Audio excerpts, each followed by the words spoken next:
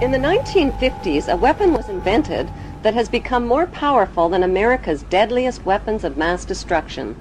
It is the weapon of mass deception, and it is right in our own living rooms. The hypnotizing world of picture television brings us the news of the world through two central news agencies called Reuters and the Associated Press. The Rothschilds bought Reuters in the 1800s, which later bought the Associated Press and made the Rothschild family owners of the world's largest central news services.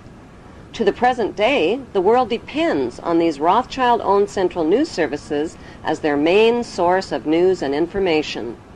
In his book called Who Owns the TV Networks, author Eustace Mullins claims that the major TV networks, radio stations, newspapers, and publishing empires are controlled by the Rothschild, Rockefeller, and J.P. Morgan money cartels through their corporate conglomerates.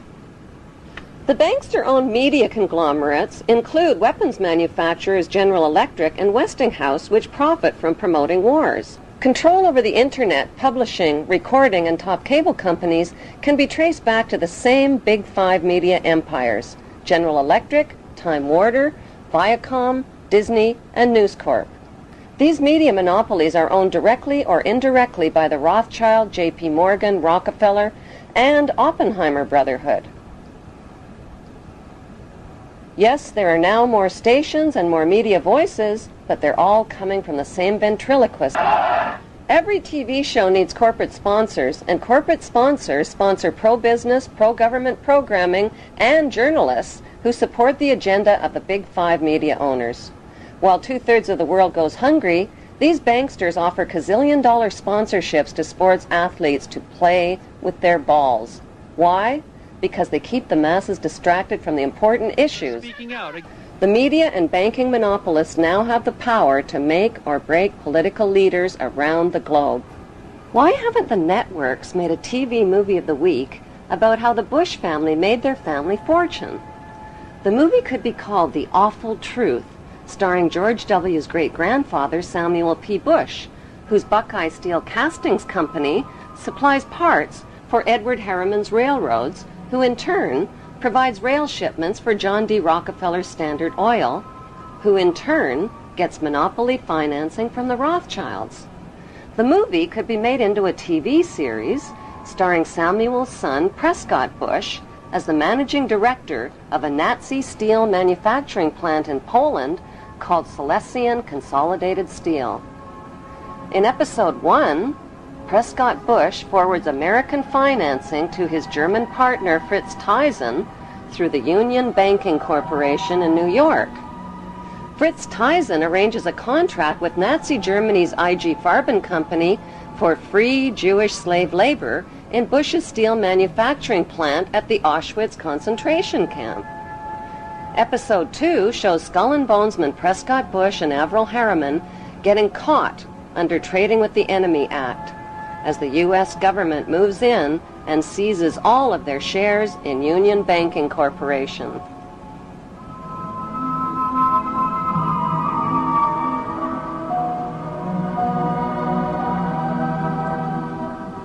In episode 3, Prescott's son, the first George Bush, is director of the CIA. George puts drug king Manuel Noriega on the CIA payroll, allowing thousands of tons of cocaine to hit the streets of America via the Panama Canal.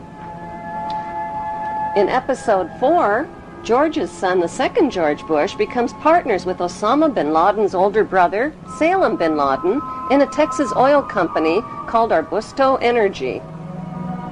Episode 5 introduces George W.'s shady younger brother, Neil Bush, ripping off the elderly in the Silverado savings and loan scandal that cost U.S. taxpayers $1.3 billion.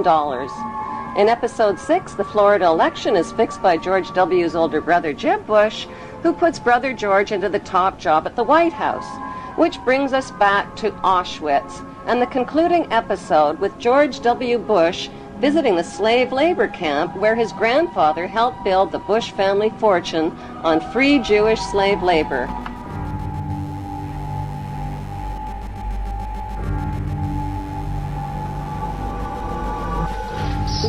The sites are a sobering reminder that of the power of evil and the need for people to resist evil.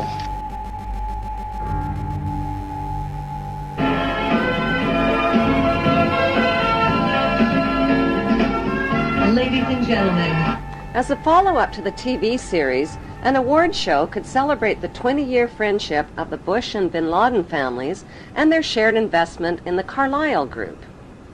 The Carlyle Group is one of America's largest weapons contractors. For the Bush and Bin Laden families, war means profits, big profits. Although the media creates the illusion of freedom of the press, the dominant opinion and messages always serve the banksters' agenda. The chilling reality is that up to 15% of the tax money deducted from your paycheck each month buys the bombs and pays the salaries of troops to commit these atrocities. Rivers of blood from innocent families and their children is on everybody's hands. The plan for world domination by the banksters cannot be accomplished without your cooperation. That plan was formulated in 1773 at Mayer Rothschild's goldsmith shop by 13 influential German Jewish families. Among them were Rothschild, Oppenheimer, Warburg, and Schiff. Their formula for global control is the 3M formula: money control, media control, and military control. 2, 1, mark, and visual confirmation. Like changes to the rules that gave these families the media and money monopolies, new laws are being passed to transfer military control to them by privatizing the military. But if they're killing terrorists, who cares if they are government soldiers or corporate soldiers? A more important question to ask is, who exactly are the terrorists and where do terrorists get their training?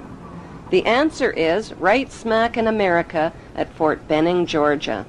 Until January 2001, America's terrorist training school was called School of the Americas, but because of massive protests against its activities, the name was changed to WISC, Western Hemisphere Institute for Security Cooperation. Actress Susan Sarandon narrated a documentary film called School of the Assassins. The film exposes the school as a terrorist training camp whose graduates are well-known murderers, torturers, state terrorists, and dictators, including drug king Manuel Noriega. The role of terrorists in the bankster-owned media is to scare the living tax dollars out of citizens, and timing is everything. On the second anniversary of the 9/11 attack on the World Trade Center, George Bush asked for an $87 billion increase in military spending. At the same time, the media released a dramatic video showing Osama bin Laden alive and well and threatening to make the 9/11 attack seem like foreplay. How much do we really know about America's favorite villain? Multimillionaire Osama bin Laden was the 17th of 52 children fathered by a wealthy construction baron named Mohammed bin Laden, who had close ties to the Saudi royal family and the Bush family. In 1979, the American CIA and Pakistan's ISI financed an anti-Soviet group in Afghanistan and provoked a profitable 10-year war with the Russians.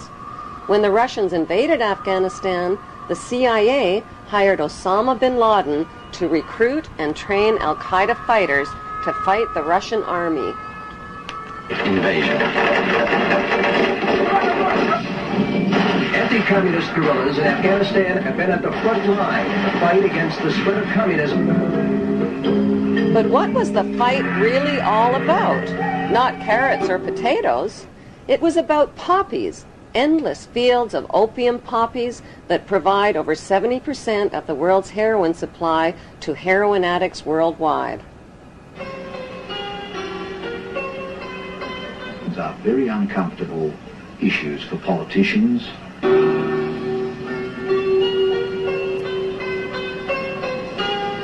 It was a dramatic story, but the media failed to tell us the less heroic side of Afghanistan's freedom fighters.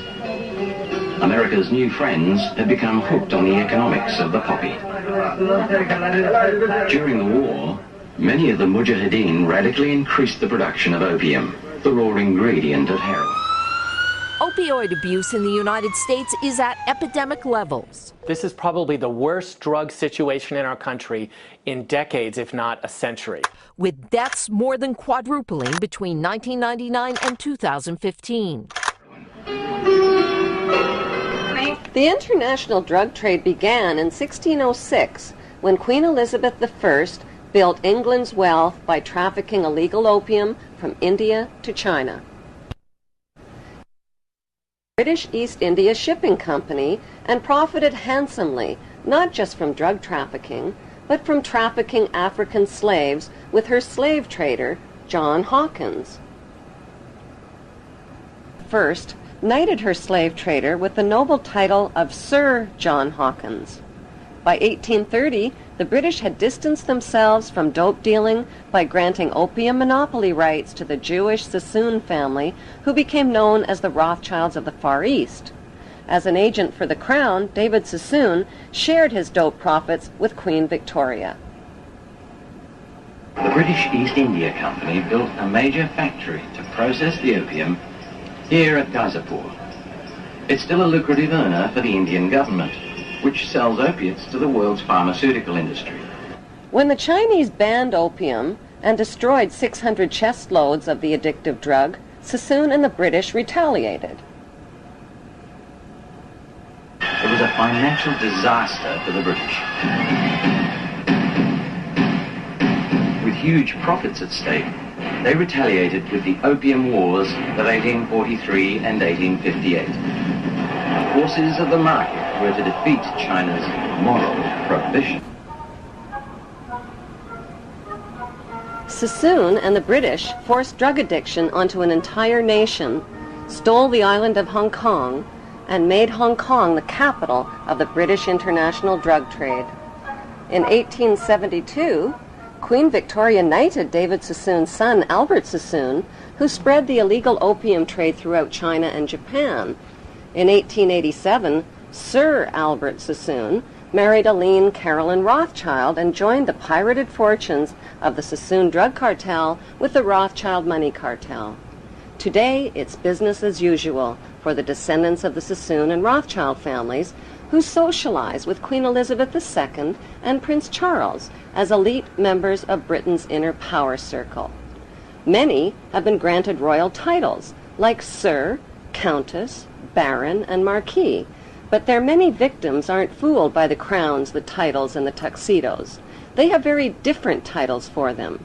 Titles like liars, thieves, dope dealers, and mass murderers. On the other side of the Atlantic, a member of the same opium smuggling syndicate, Samuel Russell, founded Yale University's Skull and Bones Brotherhood with drug money. Exclusive members were financed into political power positions in the CIA, the U.S. Supreme Court, and the White House. When Skull and Bonesman George Bush Sr. became CIA director in the 1980s, the CIA recruited Osama bin Laden to train al-Qaeda and Mujahideen fighters in Afghanistan. The job of Osama's trainees was not just to fight the Russian communists, it was to run Afghanistan's multi-billion-dollar opium trade. Heroin, manufactured from Afghan opium, supplied $250 to $300 billion annually to Wall Street and the U.S. banks. Authors Alfred McCoy and Michael Levine tied the CIA to this unholy drug alliance and received national attention when the CIA tried to suppress their books. Michael Levine became a best-selling author when he wrote about his experience of this unholy alliance. After 30 years' distinguished service with the DEA, he could write with some authority. You could look at what they did to me as an example in microcosm of Central Intelligence's actions and the State Department in completely subverting the drug war. You know, the drug war was something that only existed in the minds of Americans, on the streets of America, for kids like my brother, for cops who died. There was no drug war. The biggest drug dealers in the world were given a license to sell drugs to Americans to support themselves. And this continued right down from Southeast Asia, through the Mujahideen, through the Contras. But how was the heroin smuggled into the United States? One of America's most gruesome secrets is that during the Vietnam War, heroin was smuggled into the United States by hiding it inside the body bags of dead American soldiers. By the end of the 1960s, 1/3 of U.S. soldiers in Vietnam and close to 1 million United States citizens were hooked on heroin. Drugs like LSD, mescaline, marijuana, and hashish also swamped the streets and college campuses of America. Who or what turned America's youth onto these illegal drugs? Celebrity anti-war activists like Aldous Huxley, Timothy Leary, Allen Ginsberg, and Bertrand Russell sold America's youth on acid rock, tripping out, and one world government.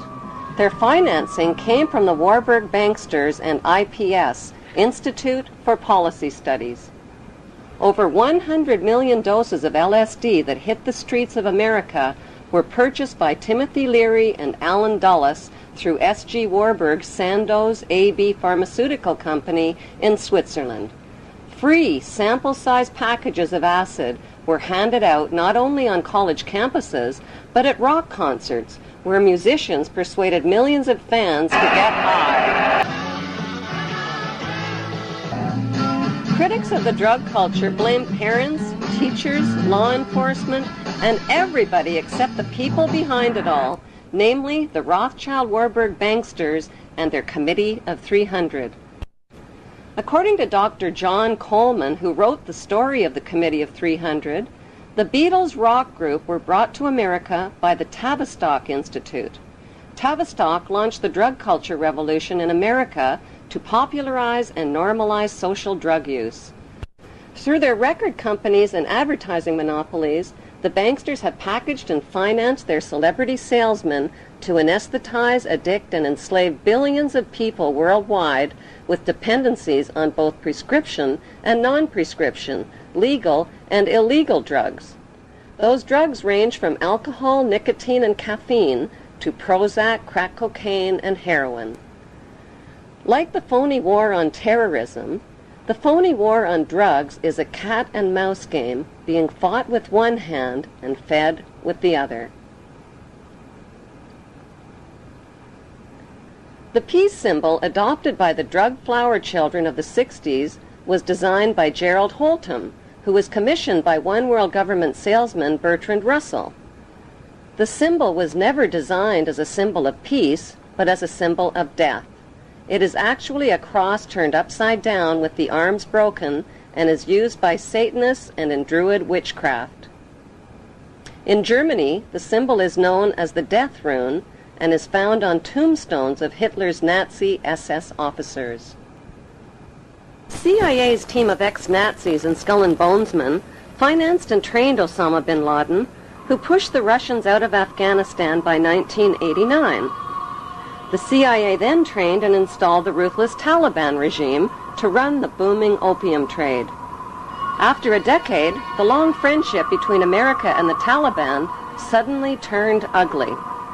At a meeting held on December 4th, 1997 at Unocal headquarters, American oil men made a proposal to the Taliban about building a pipeline through Afghanistan.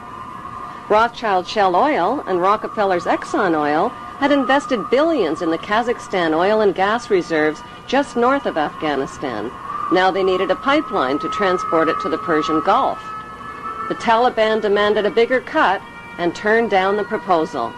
Suddenly, the banksters' American-controlled media were calling the Taliban monsters, evildoers, and cruel villains who beat up on women.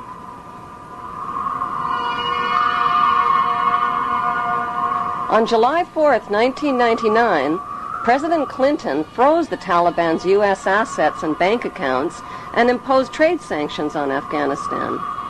By February 2001, the Taliban destroyed most of Afghanistan's opium crops.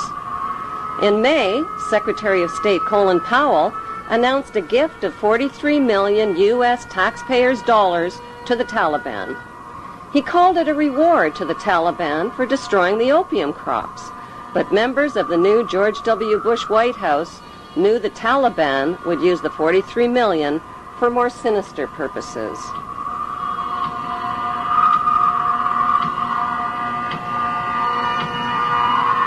larger issue is not just not connecting the dots, but not getting the dots. Why was it that CIA was unable to collect information for years inside Afghanistan when they had authority to kill bin Laden for over 2.5 years? Why were they unable to kill him or his lieutenants? Why didn't they have a better capability to do something about it at the source? Could it be that the bankster-supported U.S. administration is controlling both sides of the war on terror? George Bush Jr. attacked the poverty-stricken, war-ravaged country of Afghanistan only 4 weeks after 9/11. The U.S. and British military dropped 12,000 bombs on thousands of buildings and homes, pounding them into dust and rubble and killing 8,000 Afghan people. 20,000 more people died from war-related cold, starvation, and disease. Nobody made a big-budget TV production out of the massacre with a God Bless Afghanistan movie score. The U.S.-British war on Afghanistan left behind millions of starving people and thousands of women who are still veiled, still homeless, and still penniless.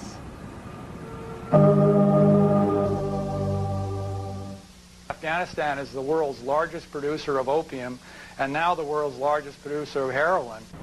دې علت دا ده چې 14 کاله دلته جنگ تیر شوی، زراعت تباه شوی، شفاخانې تباه شوي، تجارت تباه شوی، تعلیمي ادارې تباه شوي، مکتبونه تباه شوي، سرکونه تباه دي، ولږه ده، فقر ده، خلک بله چاره نه لري څه وکړي. There can never be peace and democracy in Afghanistan. Why? Because peace and democracy would expose and cut off corporate America's opium and heroin trade at the source. So what was the payoff for the U.S.-British war on Afghanistan? 1. The uncooperative Taliban warlords got kicked out and replaced by the cooperative Northern Alliance warlords.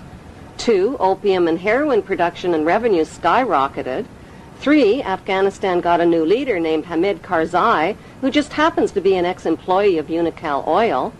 3. America got permission to build their oil and gas pipeline through Afghanistan. In the 1980s, the United States supported Iraq's invasion of its neighbor, Iran, to stop the spread of Iran's Islamic Revolution. America played both sides of the Iran-Iraq war by supplying Saddam with chemical and biological weapons of mass destruction, and at the same time, America secretly sold weapons to Iran and illegally diverted the money to the Contra-revolutionaries in Central America. During the war, the United States sent a special envoy to see Saddam in 1983. He was Donald Rumsfeld, now the U.S. Defense Secretary. The two men discussed how to reinforce Iraq against a common enemy. This was at a time when Iraq was using chemical weapons on Iranian troops. U.S. companies were supplying components with Washington's knowledge. By 1990, President George Bush Sr. tricked Iraq into another war with another oil-rich neighbor, Kuwait. How? By supplying Kuwait with horizontal drills that could reach beneath the border of Iraq and siphon oil from Iraq's oil fields. Kuwait used the U.S.-made drills to steal 300,000 barrels of oil per day from Iraq, worth over $3 billion annually. The fuse was lit, and Kuwait did nothing to put it out. They pumped oil without restraint from Rumaila oil field, which was accessible to both Kuwait and Iraq, and they exceeded OPEC quotas, flooding the market and driving prices even lower. George Bush Sr. officially promised not to interfere in Iraq's legitimate oil battle with Kuwait, but when Saddam's army entered Kuwait to defend their oil reserves, Bush pounced on them. Our goal is not the conquest of Iraq. It is the liberation of Kuwait. America disposed of its toxic waste problem by building radioactive depleted uranium right into their bombs and dropping them on Iraq.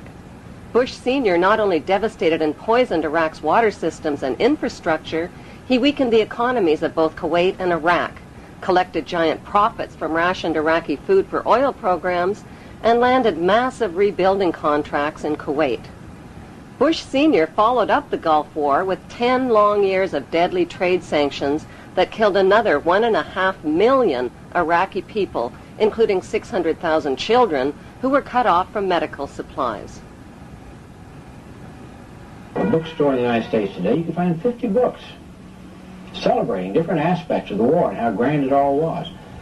And you only find one that points out that this was a war crime, that demonstrates the evidence that shows that we deliberately targeted civilians and killed more than 250,000 people in Iraq. You'll be fighting not to conquer anybody, but to liberate people. In March 2003, President George Bush Jr. launched the second Gulf War. The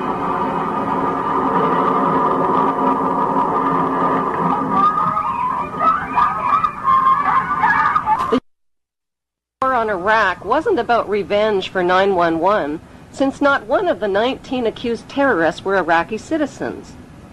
It wasn't about weapons of mass destruction, which inspectors hadn't found. It wasn't even about Saddam Hussein, who had been financed into power by the U.S. in the first place and who got his chemical and biological weapons from American companies. No, the U.S. wars against Iraq and against Afghanistan were about mass murder and piracy. They were about big weapons sales, big oil, big pipelines, big drugs, and big rebuilding contracts.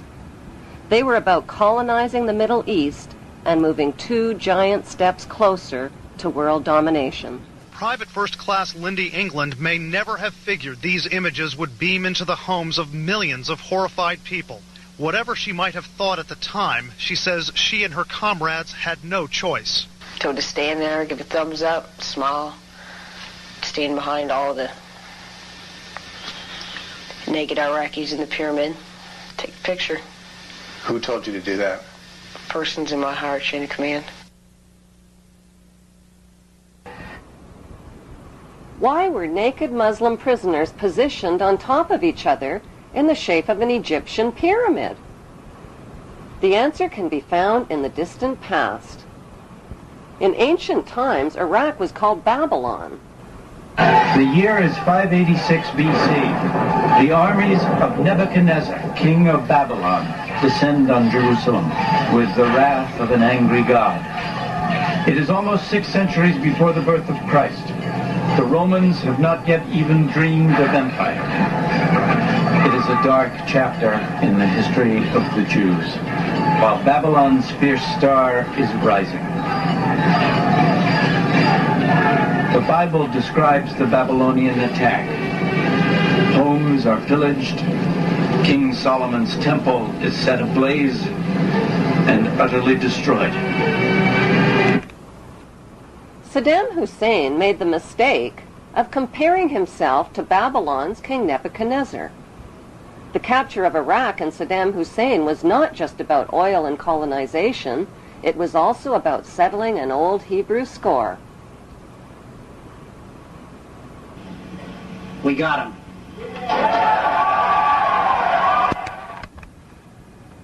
On December 13th, the producers of 911 released a new reality TV show called We Got 'Em.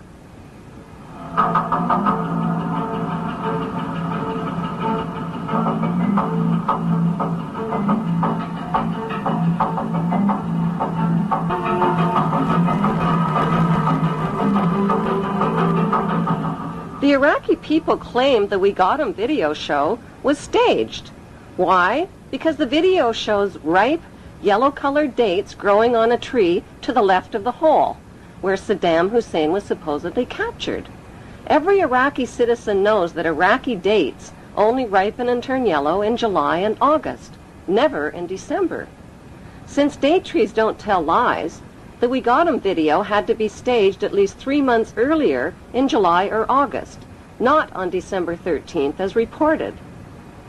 How could Saddam, who is almost 70 years old and over 6 feet tall with a bloated belly, squeeze in and out of a hole that small? How could he have grown a beard that long in such a short time? Why did he dye his hair black while in hiding? For his CNN close-ups, perhaps? There are 3 books which clearly map out the Zionist plan for world domination. The Bible, written by Hebrews, Morals and Dogma, written by Freemason Albert Pike, and the Protocols of Zion, written by the Priori of Zion and revised by the Zionist Illuminati.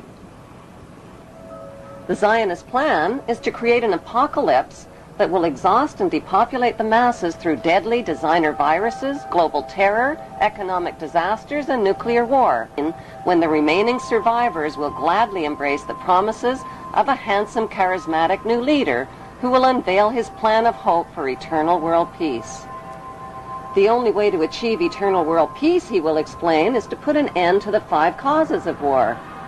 Secretly, he knows there is only one main cause of wars: the wars caused by his royal ancestors who planned, provoked, financed, and profited from them. He will sell his peace plan by telling the world that border wars will only end by creating a world without borders. Religious wars will only end by creating one world religion of interfaiths. Economic wars will only end by creating a cashless, debt-free society. Rivalry wars between rulers will only end by creating one world ruler. The tools used for war, from handguns to nuclear bombs, will be eliminated, and one world army will be created, which will guarantee world peace. How will this eternal peace plan be accomplished? Through the United Nations, which is the brainchild of the Committee of 300 Ruling Families. The UN is their vehicle for world government and is located on 18 acres of prime Manhattan land donated by the most visible of the ruling families, the Rockefellers. The UN is a closed organization with no public records or open meetings. U.S. taxpayers have already invested $2 trillion in this world authority. Although most of the people working for the UN are genuinely working for peace, the UN is a godless organization controlled by the Committee of 300. These inbred ruling families pretend to have royal blue blood, but their blood is no more blue or royal than Hannibal Lecter's blood. Some speculate that these families of evildoers are demons or aliens or evil shape-shifting reptilians, but there is a more scientific explanation for their madness. For thousands of years, these families have practiced inbreeding between sisters and brothers, uncles and nieces, mothers and sons, to keep the power and wealth all in the family.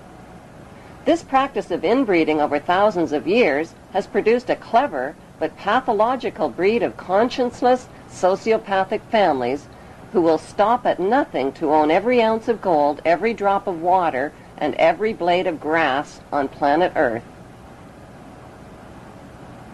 The United Nations, which they founded and control, has clearly stated its goals of establishing a new world order, a UN standing army, and a global taxation system.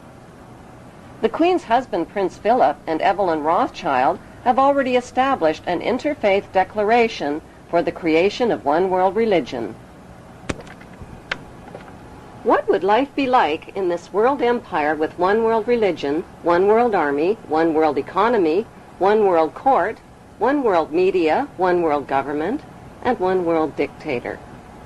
What the public doesn't know is that Karl Marx's Communist Manifesto and the Russian Constitution have been built into the UN Charter, and that the New World Order will be a communist world order.